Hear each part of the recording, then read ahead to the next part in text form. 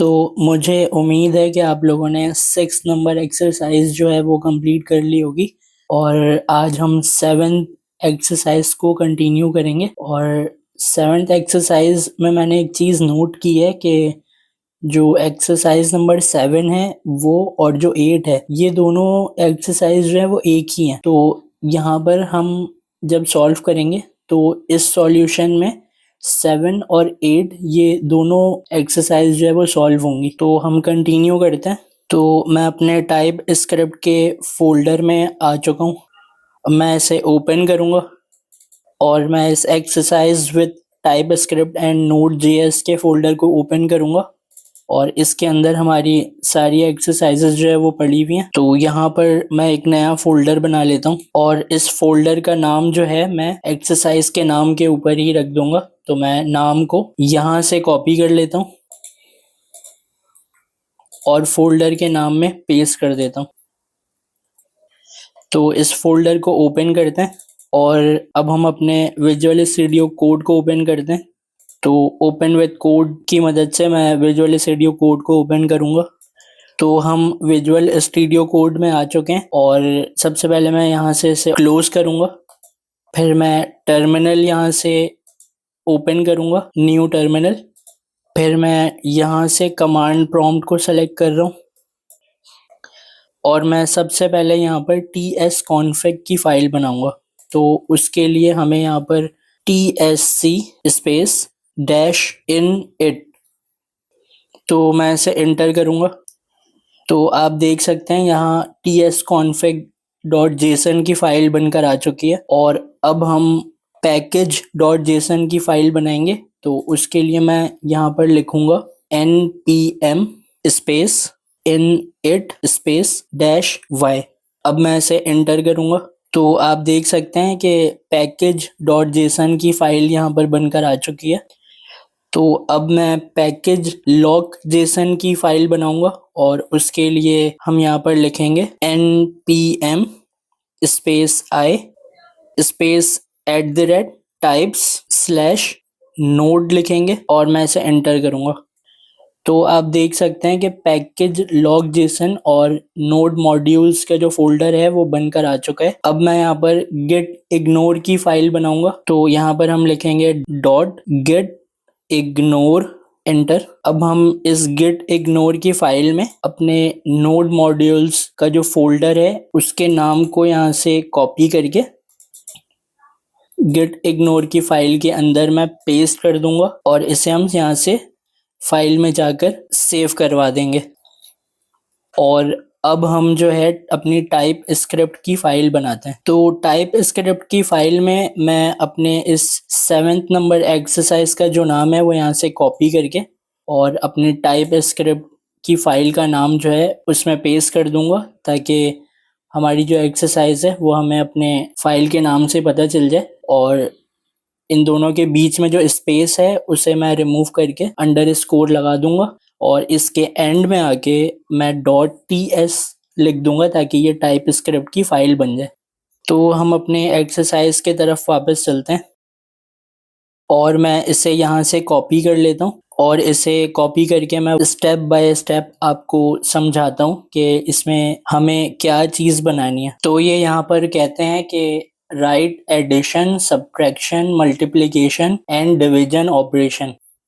मतलब यहाँ पर हमें 4 अलग अलग टाइप के ऑपरेशन करवाने that each result in the number 8 और उन चारों ऑपरेशंस का जो रिजल्ट है वो नंबर 8 आना चाहिए। Be sure to enclose your operations in print statement to see the result. ये इस लाइन में कह रहे हैं कि जो चारों ऑपरेशन हम बनाएंगे और जिसका रिजल्ट नंबर 8 आना चाहिए तो वो चारों जो है वो हमारे टर्मिनल के ऊपर प्रिंट होकर आना चाहिए। You should create 4 lines that look like this। तो हमें 4 console.log जो है वो बनाने हैं जिसमें हमें 4 अलग अलग ऑपरेशन करने, एडिशन, सब्ट्रैक्शन, मल्टीप्लिकेशन और डिवीजन। और जो हमारे टर्मिनल पे हमारा आउटपुट आएगा your output should simply be 4 line with the number 8 appearing once on each line। तो जो हमारा आउटपुट हमारी स्क्रीन के ऊपर आएगा तो उसमें हमारा रिजल्ट नंबर 8 आना चाहिए और वो नंबर 8 एक के बाद एक हर ऑपरेशन के हिसाब से शो होना चाहिए। तो 4 लाइनों में हमें 4 नंबर 8 नजर आना चाहिए जो कि अलग अलग ऑपरेशंस की मदद से आना चाहिए। तो हम इसे कंटिन्यू करते हैं। तो मैं अपने VS कोड में चलता हूँ और यहाँ पर मैं सिंपली एक console.log लूँगा। अब इस console.log के अंदर मैं एडिशन परफॉर्म करूँगा और एडिशन करने के लिए हम किसी भी 2 नंबर को ऐड करवा देंगे। तो मैं यहाँ पर 6 + 2 को ऐड करवा दूँगा, 6 + 2, और मैं सेमीकोलन लगा के इस लाइन को यहाँ पर एंड करूँगा और हम एक नई लाइन ले लेते हैं। तो यहाँ पर मैं अपना console.log लूँगा। तो मैंने यहाँ पर सब्ट्रैक्शन के लिए जो है 10 - 10 ले लिया है और सेमीकोलन से इस लाइन को जो है वो एंड कर दिया है। और अब हम नीचे वाली लाइन में आ जाते हैं। यहाँ पर मैंने एक और console.log लिया है और यहाँ पर मैं मल्टीप्लाई करवाऊँगा। तो मल्टीप्लाई के लिए मैं 4 × 2 करूँगा यहाँ पर। और आप ये नोट कर लीजिएगा कि ये जो मल्टीप्लाई का साइन है ये मैं आपको दिखा देता हूँ। ये जो मल्टीप्लाई का साइन है ये आपके कीबोर्ड में जो स्टेरिक का साइन होता है तो उसको हम मल्टीप्लाई के लिए यूज़ करते हैं। मैं ज़रा इन तमाम नंबरों को आपके लिए वाज़ेह कर देता हूँ ताकि आपको ये नज़र आए। तो मैंने सिंपली console.log में 4 × 2 लिया है। तो हम इसे वापस सेट कर देते हैं। मैंने एक और console.log लिया है और इसके अंदर मैं डिवाइड करवाऊँगा। तो मैं सिंपली यहाँ पर 16 / 2 ले लूँगा। तो हम इसमें लिखते हैं 16 और डिवाइड के लिए जो है मैं स्लैश का यूज़ करूँगा और यहाँ पर हम 2 लिखते हैं। तो हमने जो है अपने console.log 4 दफ़ा लिखा है और इन सब का जो रिज़ल्ट है वो 8 आना चाहिए।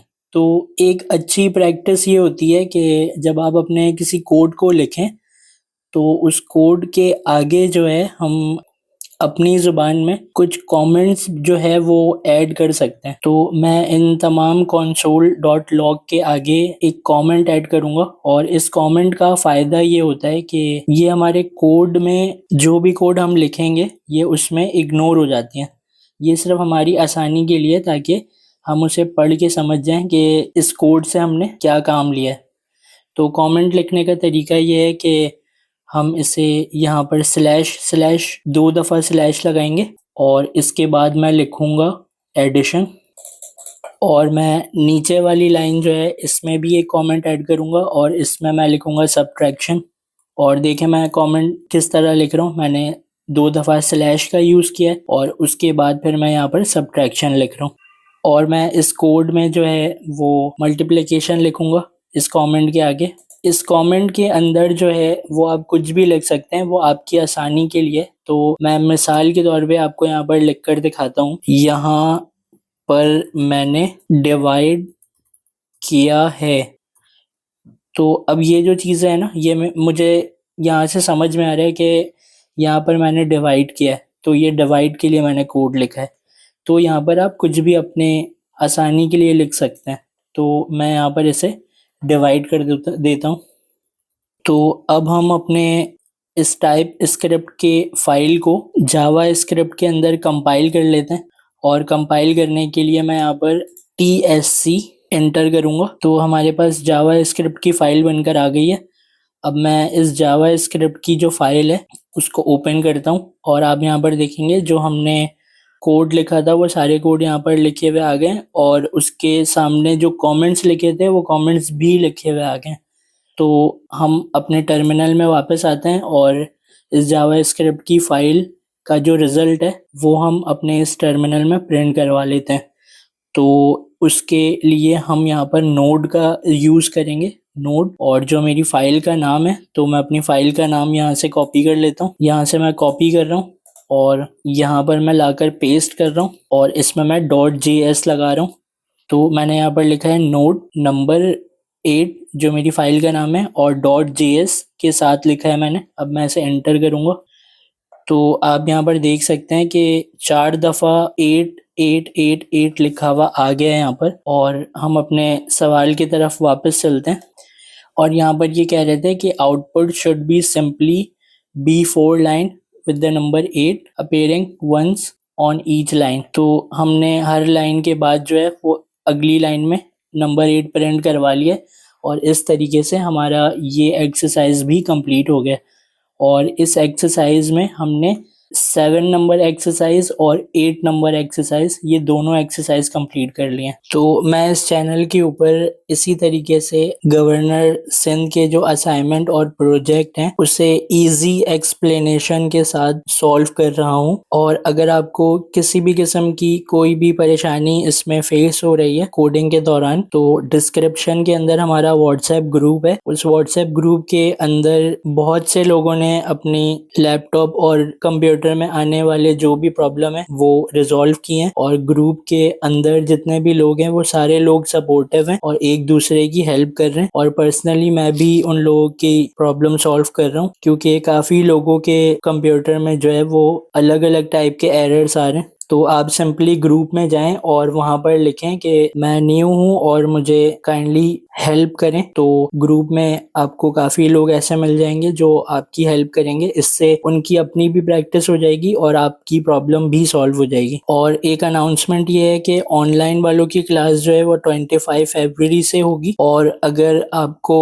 हमारी वीडियोस ढूंढने में कोई परेशानी हो रही है तो आप सिंपली जो है वो हमारे इस यूट्यूब चैनल पर आएँ और यहाँ से इस प्लेलिस्ट को ओपन करें तो आपको यहाँ पर 2 प्लेलिस्ट मिल जाएगी। यहाँ पर ये जो governor Sindh IT initiative course वाला प्लेलिस्ट है इसे आप यहाँ से ओपन कर लें। इसके अंदर आपको ये तमाम वीडियोस मिल जाएंगी जो वीडियोस हमने यहाँ पर बनाई हैं और मैं मजीद यहाँ पर वीडियोस बना रहा हूँ। और ये सारी वीडियोस जो है वो इस तरीके से सीक्वेंस से डाली हुई है और आगे जैसे जैसे वीडियोस हमारी ऐड होती जाएंगी तो वो सारी सीक्वेंस जो है वो इसमें आती जाएंगी। तो आप प्लेलिस्ट को देखते रहें और प्लेलिस्ट को फॉलो करें। उसमें स्टेप बाय स्टेप में मैं वैसी ही वीडियोस बनाकर डाल रहा हूँ जैसे सर जिया ने हमें अपनी स्लाइड के अंदर स्टेप बाय स्टेप चीज़ें बताई हुई हैं। और अगर आपको ये वीडियो समझ में आई और आपको मेरे एक्सप्लेन करने का तरीका अच्छा लगा तो आप इस वीडियो को लाइक ज़रूर कर दीजिएगा और उससे ज़्यादा इम्पोर्टेंट बेल आइकन को जो है वो ऑल के ऊपर सेट कर दीजिएगा ताकि हमारी वीडियो जब भी अपलोड हो तो आपके पास वो वीडियो फ़ौरन से आ जाए।